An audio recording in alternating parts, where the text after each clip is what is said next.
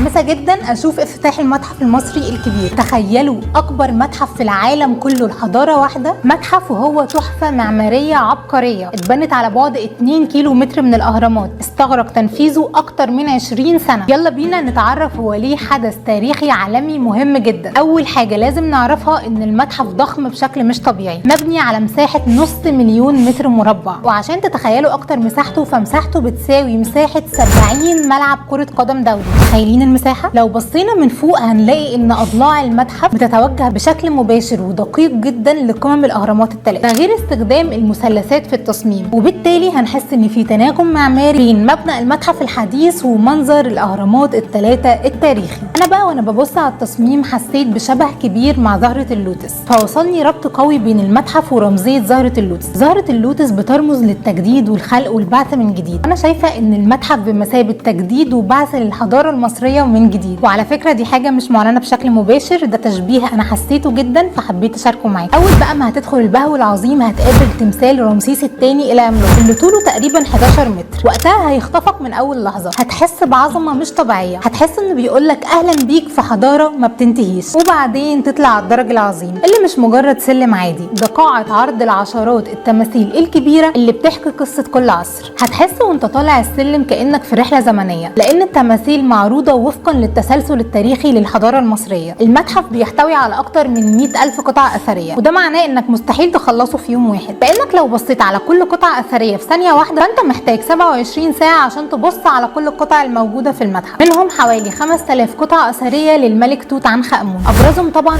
القناع الذهبي اللي لا يقدر بثمن. هيتم عرضهم في قاعتين مساحتهم 7000 متر، عشان دي تكون اول مره في التاريخ يتعرض فيها كل ممتلكات وكنوز الملك توت عنخ امون في مكان واحد. ده غير ان المتحف بيحتوي على واحد من اكبر مراكز الترميم في العالم، عشان نحافظ على كل قطعه من تاريخنا باحدث التقنيات. والجديد كمان ان المتحف استخدم التقدم التكنولوجي في العرض، زي الفي ار والاي ار والام ار. يعني بسهوله جدا تقدر توجه كاميرا موبايلك على قطعه اثريه فهتظهر لك اشكال ونماذج ثلاثيه الابعاد تحكي لك اكتر عن القطعه الاثريه، تاريخها واستخدامها. او ممكن تلبس النضاره وتعيش تجارب تفاعليه كانك اتنقلت بالزمن حرفيا. ده غير السينما 3 دي والشاشات ال 360 درجه. فبكده نقدر نقول ان تجربه زياره المتحف هتخلينا نعيش التاريخ ونسافر بالزمن. وطبعا المتحف المصري الكبير حصل على جوائز وشهادات كتير، اشهرهم شهاده الايدج ادفانسد اللي من خلالها اصبح المتحف المصري اول متحف اخضر في افريقيا والشرق الاوسط. طبعا كل اللي انا قلته ده نقطه في بحر عظمه المتحف الحقيقيه. احنا في الحقيقه محتاجين مئات الفيديوهات عشان نقدر نتكلم عن كل تفصيله موجوده في المتحف. متاكده ان الافتتاح هيكون مبهر جدا بشكل يليق بعظمه المتحف المصري الكبير، وهيورينا ازاي ان هديه مصر